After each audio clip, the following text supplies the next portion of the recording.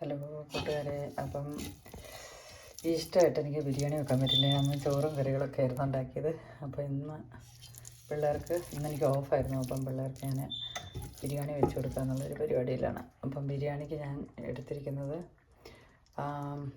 നമ്മുടെ മസാല, ഒരു ചെറിയ ഇതുണ്ട് മസാല, ഏലക്ക, നമ്മുടെ എല്ലാ മസാലയില്ലേ, കുറച്ച് ഒരു പൊടി, 2 പെരിഞ്ചീരകം, പിന്നെ ജാതിക്ക എൻ്റെ ഒരു ചെറിയ ഒരു കഷ്ണം, പിന്നെ നമ്മുടെ സ്റ്റാർ ഇല്ലേ അത്, ഗ്രാമ്പു എല്ലാം, പിന്നെ കശുവണ്ടിപ്പരിപ്പും മുന്തിരിങ്ങ, ഇതെല്ലാം കൂടെ ഒന്നിച്ചിട്ട് ഞാൻ ശരിക്കും എനിക്ക് എളുപ്പത്തിനാണ് കേട്ടോ, എളുപ്പം വഴറ്റിയിട്ട് അതിലേക്ക് കുറച്ച് 2 ഉള്ളി ഇട്ട് ശരിക്കും വഴറ്റി, പച്ചമുളകെല്ലാം ഇട്ട്, പിന്നെ വെളുത്തുള്ളിയും പേസ്റ്റും എല്ലാം കൊണ്ടിട്ട് വഴറ്റി.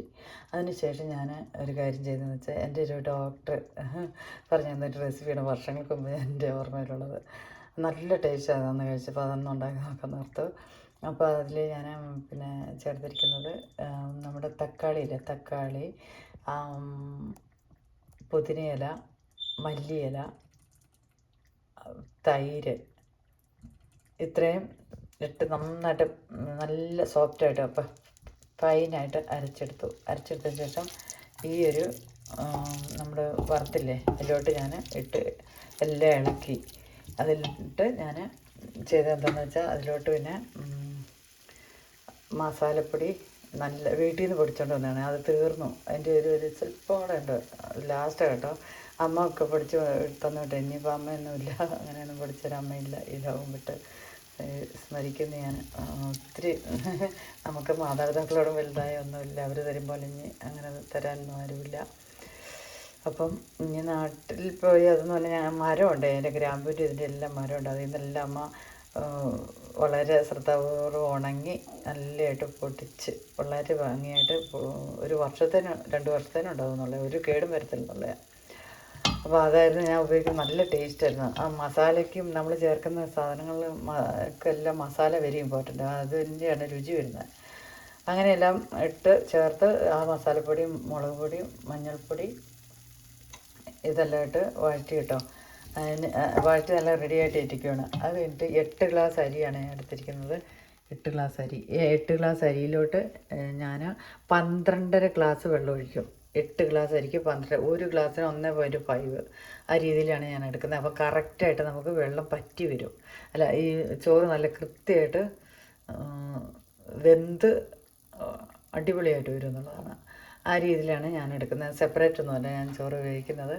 അത് കഴിഞ്ഞിട്ട് പിന്നെ എന്ന് പറഞ്ഞു കഴിഞ്ഞാൽ, പിള്ളേർക്ക് കഴിഞ്ഞ പ്രാവശ്യം ഞങ്ങൾക്കൊരു ബിരിയാണിയുടെ ഒരു വലിയൊരു കോമ്പറ്റീഷനിൽ എനിക്കും എൻ്റെ ഒരു കൂട്ടുകാരിക്കുമാണ് ഞങ്ങൾ ഈക്വലായിട്ട് കാര്യങ്ങൾ ചെയ്ത്, എനിക്കും എൻ്റെ കൂട്ടുകാരിക്കുമാണ് ഫസ്റ്റ് കിട്ടിയത്. ആ ഒരു ബിരിയാണി പിള്ളേർക്ക് അത്രയും ഇഷ്ടമായിട്ടില്ല, എനിക്കറിയത്തില്ല, എനിക്കൊന്ന് ഉള്ളി കുറേ ഉള്ളത് അവർക്ക് ഇഷ്ടമല്ല. അപ്പോൾ ഞാൻ ഈ ഒരു പഴയ റെസിപ്പിയിലേക്ക് വരാമെന്ന് ഓർത്തു.